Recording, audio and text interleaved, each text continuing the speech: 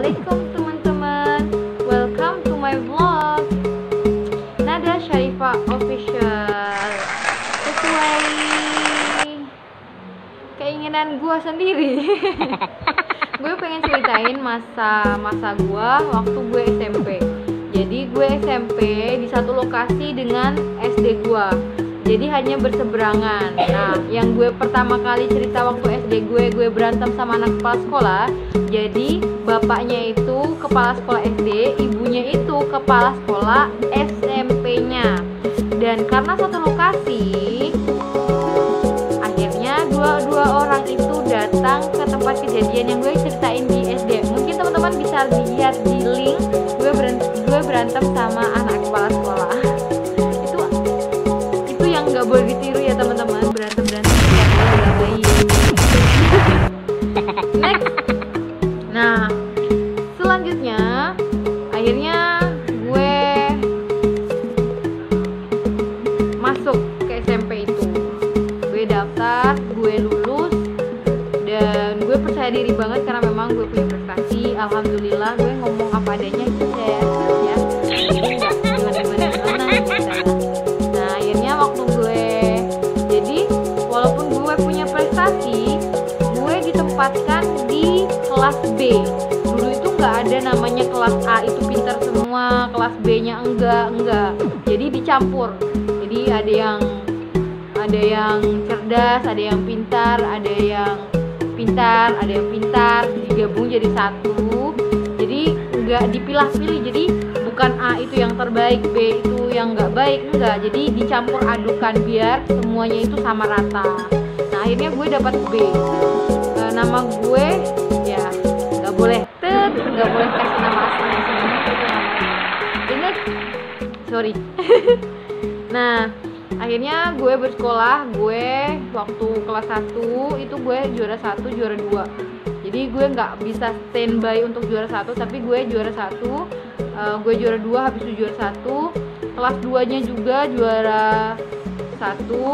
Waktu semester naik kelas 3 nya gue dapat juara 5. Bayangkan, gue turun juara 5. Itu gara-gara pergaulan bebas gue. Jadi dulu SMP itu gue pernah bukan rutin sih, tapi juga beberapa kali untuk ikut jadi petugasnya upacara. Gue berkesan banget sama orang-orang yang bicara di depan mic. Tau gak sih? Saya pecinta mic. Jadi kalau ketemu mic itu kayak gemes-gemes gitu loh. Tau gak sih? Karena saya pengen ngomong, saya suka ngomong di depan orang. Saya suka presentasi, saya suka semuanya yang berkaitan dengan mic, berbicara, dan saya suka itu. I love it. I love that. Nah, akhirnya gue selalu belajar. Apa yang aku selama ini lakuin di SD, gue terapin gue waktu yang dilakuin di SD gue terapin di SMP. Gue belajar, gue hafalin semua yang gue tahu, gue pelajarin, gue usahain semua PR gue kerjain. Kalau PR-nya dikasihkan pada saat itu juga yang harusnya dikerjain di rumah, gue kerjain di sekolah. Gue tipikalnya gitu. Jadi kalau sebenarnya ada waktu, gue kerja di sekolah, tapi nggak memungkiri aku untuk bermain sama teman-teman. Gue SMP itu masih main buaya-buayaan. Jadi di sekolah gue itu ada tebing kecil gitu, dan kita tuh kayak main ada buaya, padahal lu udah pakai jilbab, lu udah pakai rok panjang, dan itu lu udah SMP tapi masih main buaya-buayaan. Dan itu sama cowok-cowok. Nah, gue juga suka makan asem. Jadi di atas sekolah gue, di agak tebing sedikit, di belakangnya itu ada pohon-pohon asam, dan itu kita makan asem. Teman-teman kalau tahu pernah ngerasain makan asem secara langsung dari pohonnya, ada yang kecil-kecil, ada yang matang, ada yang besar, dan kalau jatuh ketika angin itu pasti berebutan. Itu punya aku, itu aku duluan lihat gitu. Seru banget sih zaman sekolah aku dulu mah. Karena itu kita memang nggak punya uang, jadi makan apa aja yang ada di sekitar sekolah gitu kan, yang bisa dimakan maksudnya. Tapi itu karena suka juga sih, suka makan asem, suka makan buah bidara gitu kan, gitu deh ceritanya. Dan akhirnya naik kelas 2 aku down banget karena pergaulan bebas, suka pergi malam, dan itu ketahuan bapak gue ditungguin di depan TV. Masya Allah, itu gue takut, ya nggak takut amat ya, biasa-biasa aja sih ya, saya saja ya, karena bapak saya dikenal juga agak pendiam ya, pendiam gimana gitu, agak jadi gimana, harus menjaga nama baik beliau juga, menjaga diri supaya beliaunya nggak marah gitu kan. Saking apa ya, saking pendiamnya beliau, saking beliau itu kayak wibawanya banget. Teman-teman cowok-cowok gue tuh kalau mau izin mau belajar bareng sama gue itu pasti datangnya tuh jamaah. Jadi teman-teman tuh pernah cerita, jadi dulu tuh mereka tuh nggak berani, yuk lu aja yang masuk ke rumahnya Nada gitu kan, lu aja gitu. Akhirnya dorong-dorongan. Jadi padahal mereka tuh berapa orang, mereka itu dikenal gengnya kampung gua, tapi ketika masuk di rumah gua nggak ada yang berani, bro.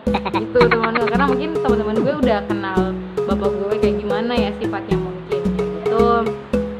Dan itu teman-teman cowok-cowok gue ceritain gue pada saat gue SMA.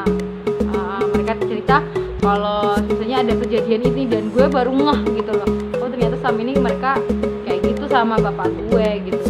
Dan gue punya cerita, gue ada kisah dimana gue diajak keluar pada saat bulan Ramadan tuh, ketika habis tarawih atau apa ya, enggak deh, pada saat apa ya, intinya malam. Dan itu besoknya kita dipanggil sama kepala sekolah, menghadap kepala sekolah gara-gara kejadian malam itu.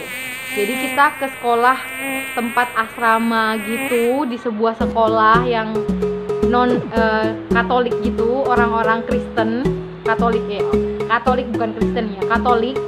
Dan kita ada kegiatan di situ, entah kegiatan apa, ada event perayaan apa, kita ikut padahal kita Muslim.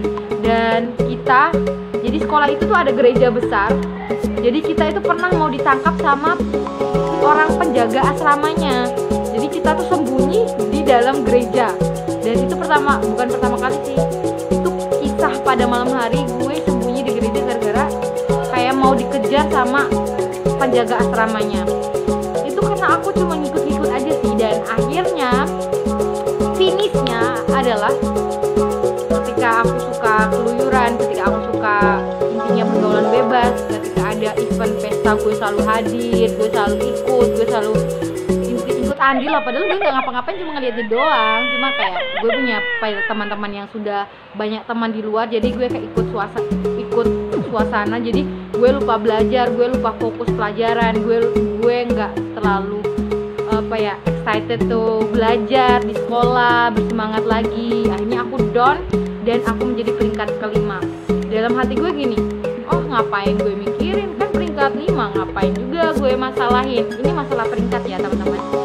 Dan akhirnya gue pulang ke rumah, ternyata bapak gue tahu kalau gue peringkat 5, dan dia nggak ngomong sama aku itu wallahu alam berapa hari.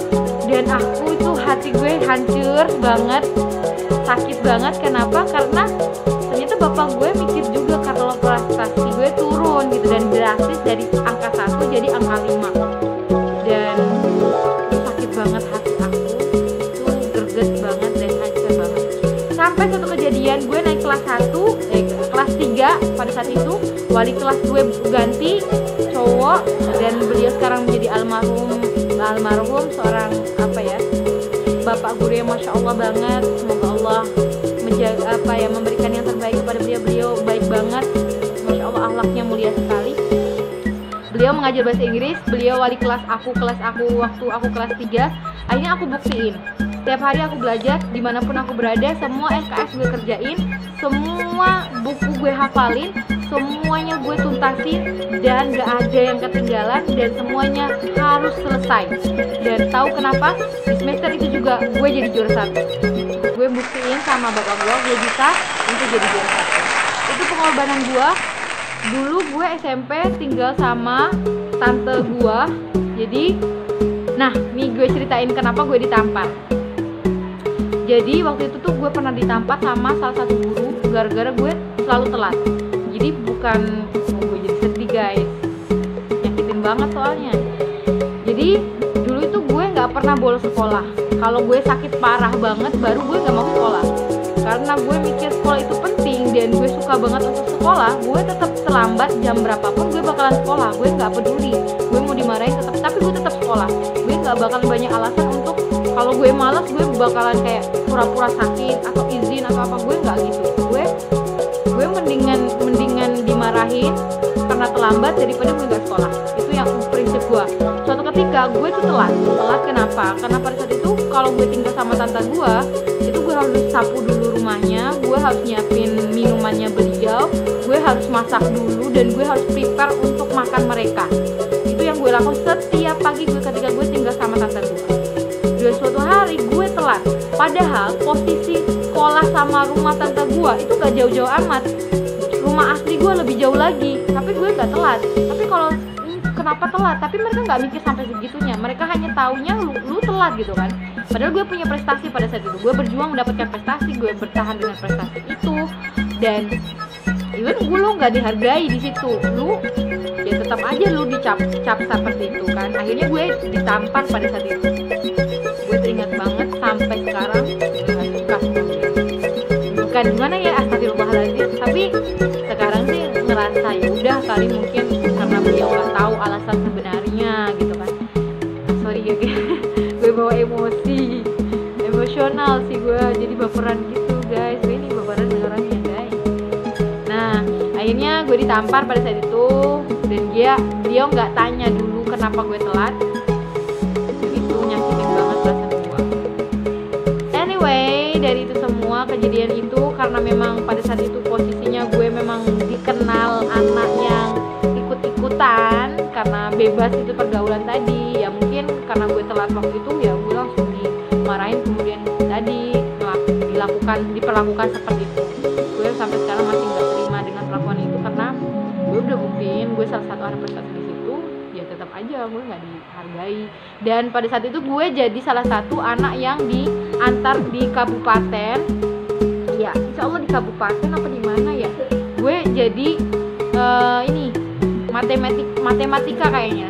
Ya, gue matematika waktu itu. Jadi gue cerdas cermat matematika kabupaten mungkin ya. Gue lupa intinya gue ikut itu dan ikut andil. Tapi ya tetap aja lu tetap aja diperlakukan seperti itu, dan itulah yang membuat hati gue hancur.